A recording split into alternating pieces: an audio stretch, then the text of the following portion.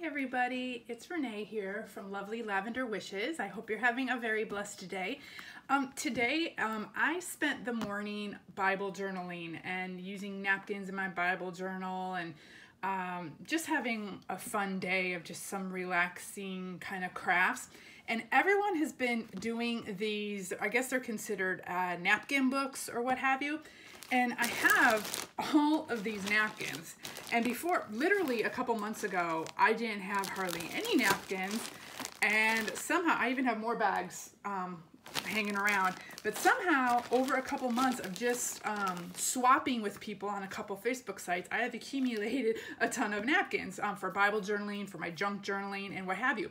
But I've got so many that I decided I was gonna jump on this bandwagon of making these napkin books, I guess. And what I'm using just a dictionary.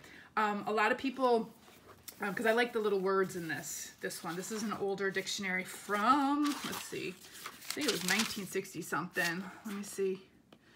Oh, actually, no, it's just 1989. So it's really not that old, but I guess that's, what, 40 years old, over 40 years.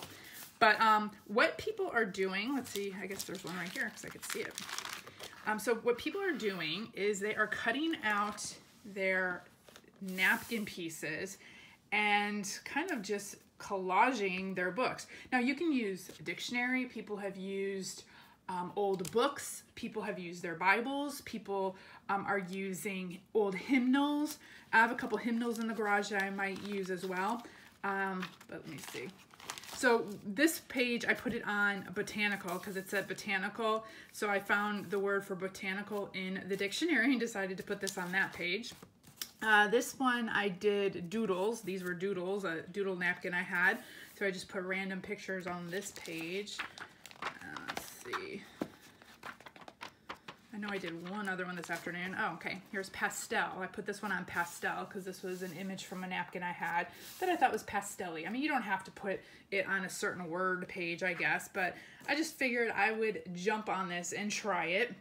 And it's really fun because this is something you can do without even thinking, really. I sat in front of the TV the other night with my napkins, and I just started cutting out images from the napkins. Now, I know some of the napkins are hard to cut out. Like, let me try to pull one of these. Like, some of these I had a hard time. Like, what am I supposed to cut out? For instance, well, let's say this one. I guess you can cut out the peacock, but I love the background. I just love all of it. So I was like, I want to use the whole napkin. So what I might end up doing on some of these, I might cut this one, maybe cut a peacock out, but then also keep the background and just kind of tear it and put it in.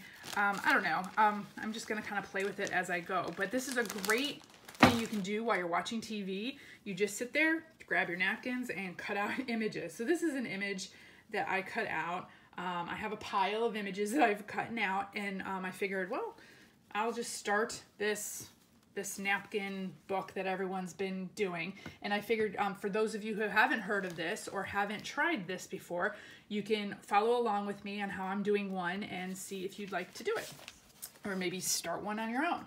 So I thought this picture, like I said, you don't have to find a word for the picture, but I thought this picture was saying thoughtful to me. Like, this little bird is bringing this little birdie a flower, and it was very thoughtful of him. So I went to the dictionary to find the word thoughtful, and that's on this page. So I am going to be putting this napkin piece on this page. Let's see, let's get under so where you can see me. Okay, so what I use, and people have been talking on Facebook about all the different things that they use to glue these in. All the different, mediums that you can use. You can use hodgepodge, but a lot of people do say that hodgepodge makes your pages sticky. I have not used hodgepodge, so I'm not sure. What I have been using is this clear transparent gesso. And I have this little tray here, and I put the gesso here, and I have some water here just to kind of keep my brush a little wet, and so I can water down the gesso a little bit. I'm not watering it down too much, but just a little bit. So I'll leave this here on this page so you can see what I'm doing. And then, some people, I also have used in my Bible and in other books using napkins, some watered down just regular glue. You can get any kind of glue, put it in, you know, squirt it out, have some little water, and you can kind of water it down a little. But you'll see how it works as we go. Now, some people like to put a layer down first, then put their napkin, and then put a layer on top. Some people just like to put a layer of the glue or hodgepodge or gesso down and then put the napkin on and leave it and not put anything on top. I kind of do a combination of both. So I'm gonna sit down and we'll get working on this one, and you can see how I do it. So I'm gonna move the napkin, and you do it in little bits and pieces. So I'm gonna get my brush a little wet and mix up the gesso so it's a little bit watery. And I wanted to put this at the bottom of the page. So I'm going to put some of this down here. You could have something in between pages to protect the page from the other page, or protect this page so it doesn't stick to this page. But so far I haven't had a problem. If you're careful, you really, shouldn't have a problem. But if you want to be cautious, put something there between the pages. Okay, so the first thing I do is just put a little bit down on the bottom, and you can see where it's sticking right there. Let's see, can you all see this? Yeah. So you can see where it's sticking. And then I kind of fold the napkin over like this, and you can see where it has stopped. And then I just keep adding. So I'm just gonna, you can see it's watered down, you can see through it. And then I fold the napkin up and like pat it down gently, because the napkin will rip if you're yanking around on it, because they're very gentle, they're very delicate. And as you can see, we took all the plies off the napkins except for the very top ply. So you want to do that too if you want to have that see-through effect where you can see the words coming through. And then as I go, as you can see, I just kind of fold over the napkin and add more of the gesso or the glue or whatever it is you're using, and just do it in little pieces, bit by bit, gently. And just kind of tap down as you're going. You can kind of smooth it out, tap it down. It really doesn't take a lot of time at all, and you can just put on some of your favorite music and just really just enjoy the creation that that you're doing on the page. And a lot of people combine different napkins onto each page, and they kind of make, some people make collages with their images.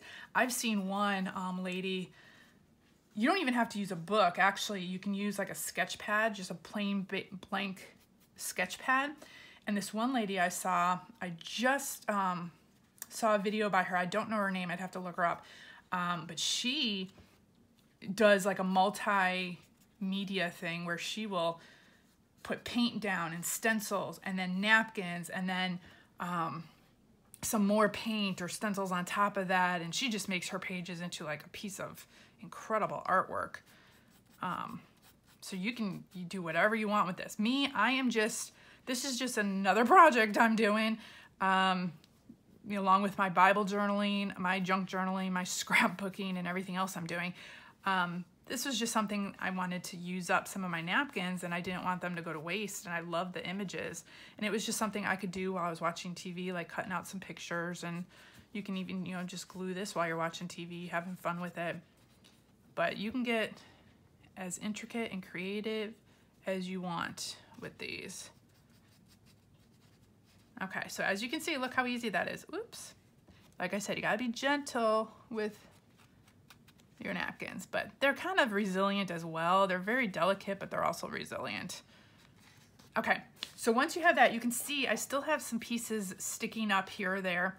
So I wanna make sure I get them all down. So I kind of go through and make sure I'm getting them all down. And then what I do, so let's see if you can all see this. Okay, so then what I do is I'll put my brush in the water again and come through.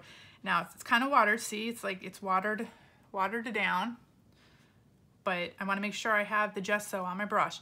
And then what I'm going to do is start from the middle, or kind of the middle, and brush outwards to flatten and make sure the sides are all glued down. And the thing you'll notice with this, the more, when you do this, the more the words are gonna show through. It'll get more translucent. The more, whatever medium you're using, the more you put on top and wet it down, wet the napkin down, it'll stick to the page more, and you'll also get that translucent look where the words or whatever, the image behind it is gonna stand out. So, I don't know if you guys can see this. Can you see the words shining, going through the napkin? And even, like, the napkin goes all the way to here, but you can see those words through here. I'll bring it up close to the camera once I'm done. So I just go around the whole image as much as I can and just make sure I'm getting all the edges so that it's all kind of stuck down. And I like the translucent, so I try to get the material, the gesso, on all of it because I want to see those words shining through as much as possible. And I am almost done, and just like that, you are finished with your page. Unless you wanted to add more things, you can cut out other images and napkins and combine images or whatever you want to do on these pages. So I figure by the end of the year, this dictionary should be pretty much full. And there you have it. So you have a couple options now. I always put my brush in the water afterwards to make sure the gesso doesn't dry to my brush. So if you can see, let me bring this up close. You can see the words through the napkin, and you can even go through and you can see these little little creases. You can go through and smooth it with your fingers. And if it's still wet, they'll smooth out pretty good. I kind of like the little crinkly, let me grab this. I kind of like the little crinkly feel of the napkins. But I smooth it out as much as I can as I'm going. Still be gentle, but again, like I said, these napkins are kind of resilient. You just can't be like going like this because it'll totally mess them up. And like I said in one of my other videos, in my junk journaling, sometimes I purposely tear the napkins because I want that vintage, like torn look. But see, you can go through it. So this is in the middle of the napkin, and you can see the words still through the napkin. And so a lot of people ask about Bible journaling too. How do you do napkins in Bible journaling? This is exactly how I do it for my Bible journals. And people get worried about, well, they want to see the word through their picture. Well, napkins are a perfect way to do that because once this dries, and I'll show you on another page, I'll dry this a little bit, but once this dries, you can actually read the words. You can even read them right now. If you look carefully, you can read right through this. So if you want to not cover up the word in your Bible, napkins are a great way to go to get the image on the page and have it translucent so you can still see the words. Okay, so let me dry this a little bit.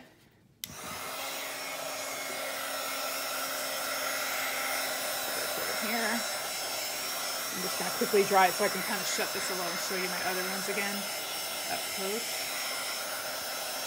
So look at that. You don't have to have any artistic drawing talent whatsoever. So a lot of people are like, how do you get so many really cool, pretty images? And I'm like, napkins. I do not draw them. Sometimes I'll draw, but a lot of times I just want to create, and I don't want to sit there and get all frustrated because my drawing's not turning out the way I want it to, or what have you. A lot of times I'll trace things and then color them myself. I mean, I can draw if I really concentrate on it and if I want to spend the time on it, but a lot of times I just want to create and I don't want to spend the time on drawing. But this is a perfect way to get like a really pretty image and not even have to draw it. And then what I'll do is I'll flip it over and I'll dry the other side a little bit and kind of flatten it out. And what I've noticed already, I just started this afternoon. So these images that I showed you, I literally just did them today. And what I noticed, that should be at least good for now. Let me put this in between just to make sure it doesn't stick to the other page. But what I've noticed, like this was one of the first pages I did this morning or this afternoon, this page, and already it's pretty flat. Like it used to be a lot more crinkly when it was drying, but then as the book was sitting on it, it's real flat. And you can see, I could run my hands across this. There is nothing standing up. These images are glued down. They feel almost, I mean, almost as smooth as the page. Just depends on what kind of gesso or what material you're using to glue them in. But if you look close, this is napkin here, you can read through. Now, of course, if the image is super dark, it's going to be harder to read through. But if you look closely, you can still see the words a little bit. But like these leaves and stuff, this part is really dark. You're not going to see the words through that. So it depends on what image you're using. But if it's a lighter image, you can see through it. Let's see the other one. So this is the doodle page. This was a napkin with a lot of little doodles on it that I cut out, each little section. So you can see the words through these because they're pastel-y and they're light. There was this one too. This was a pastel one. And if you bring it up close, you could read the words through this. I don't know if you can see it through the camera, but you definitely can see the words here. So that is it. That's how you do these. So maybe this will get you all excited for collecting napkins if none of you have done it before. There are some great websites on Facebook or some Facebook pages that you can go on, and they're called like napkin exchanges or napkin swaps. So you just go out and you can get napkins pretty much anywhere. Tuesday morning, Walmart, the dollar stores, any craft store. I find a lot at thrift stores even. People get rid of them, garage sales, ask your friends. When you go out to events and parties, just start collecting napkins. I do that as well. And literally, like I said before, I had maybe about 12 or 15 napkins, and then I got on an exchange group, and I just started exchanging the ones I had. I had like 12 or 15 different packages of napkins. Excuse me, let me say that. And each package had about maybe 10 to 12 napkins in them, or 15. And so that gave me about 100 napkins to exchange. And so once you start exchanging, all of a sudden you start accumulating a ton of napkins. And some of these napkins, oh, here's one of the doodle pages. Some of the napkins were just beautiful, and you can use these in your Bible journaling, your junk journaling. You can do something like this in a book or in a sketchbook. There's so many different, creative ways you can use these. But this is how I do it. And look, it's already dry. Pretty much, yeah, all dry. And it doesn't stick to the page. And it'll be totally flat by the end of the night when I have this closed. So hopefully that'll get you all excited to maybe start using those napkins you have around the house. This is just another project that I am going to be adding into this book, and we'll see what it looks like by the end of the year. Oh, I forgot I did this one too. Here you guys go, a surprise. So I did this on teacup. This was teacups, and so this is a great thing you can do while you're sitting watching TV and just mindlessly cut and create and just have some fun. And then imagine what a treasure this will be when it's all done and it's got pictures all throughout. It'll be a fun thing for your family to look at and for you to just get creative with. So anyways, I hope you all enjoyed it. You all have a great day, and I will see you next time. Bye.